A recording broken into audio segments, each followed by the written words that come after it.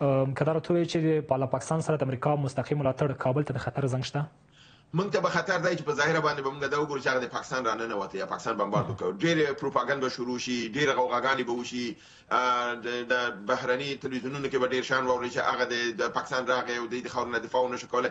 خو د ده زه په دې دغه یم چې خدای وکړي پاکستان دا اشتباه وکړي او دا به د پاکستان په مرګ تمام شي او د پاکستان نهایي فاینل تجزیه به شروع شي. یعنې تاوان پاکستان کې فاطمه صاحب، پاکستان په وجود کې به هغه زهر وستی دی لکه څنګه چې افغانانو د انګریزانو مقابل کې، روسانو مقابل کې او د امریکا مقابل کې کړی دي.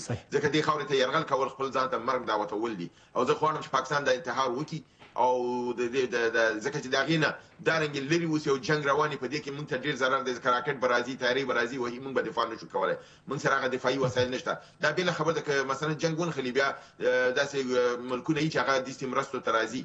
زه خو د چینایانو روسانو نه دومره تمه نه لرم چې دا کار وکړي، خو یوازینی کوم مملکت چې د پاکستان سره په جنګ کې کېدای شي مرسته وکړي هغه به هندوستان او هندوستان چې دی هغه د امریکایي ستراتیژیک پارتنر دی. په هغه صورت کې چې یو ځل پاکستان راننوته بیا امریکا مرستې زیاتوي تر څو پاکستان دلته خو وځپل شي او دوی ته دې فشي د منځه لاړه شي.